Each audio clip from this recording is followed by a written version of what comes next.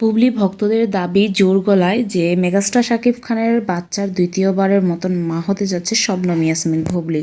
আচ্ছা, আমার একটা প্রশ্ন জাতির কাছে, বুবলির ভক্তদের না, সেটা হচ্ছে আদৌ কি এটা বুবলির সন্তান, মানে শাকিব খানের আর বুবলির, না অন্য কারোর? কি মনে হয়? যদি মেগাস্টার শাকিব খানের সন্তান হতো, আপনারাই ভেবে দেখেন, তাহলে কি এভাবে নর্তকীদের মতন যে সার্কাসের জোকারের মতন নাচতে হতো যাত্রাপালায়?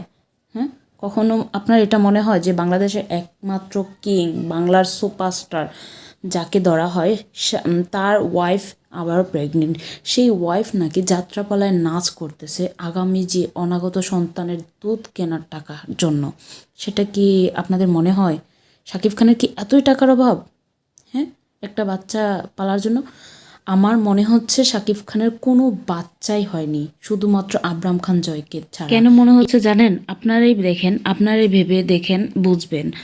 যখন মেগাস্টার শাকিব খানের বাচ্চা হয়েছে, কই মেগাস্টার শাকিব খান কোনোভাবেই মানে শেহজাদ খান বীরকে স্বীকৃতি দেয়নি। মানে একটা বাচ্চা তো, তার জন্যে কোনো রকম সে দায়িত্বটা নিয়েছে। হ্যাঁ, আর যুক্তরাষ্ট্রে যাওয়ার পর কিন্তু সে বৈধ সন্তান হিসেবে আক্ষেপ দিয়েছে। এই সন্তানটা কি আদৌ শাকিব খানের, না অন্য কারোর? আমার তো মানে এখানে গটকা লাগছে, কারণ মেগাস্টার শাকিব খানের বাচ্চা মানে অন্যরকম একটা ভাইব থাকবে।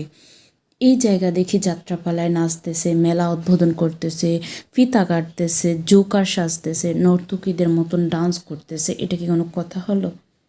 আপনারাই বলবেন। আমার কোনো কথা না, এটা জাতির প্রশ্ন, তাই তুলে ধরলাম। আমার কথা হচ্ছে, যদি হয় তাহলে ভালো কথা, কিন্তু এটা তো শাকিব খানের সন্তান না, তাহলে কিভাবে ভালো হয় বলেন?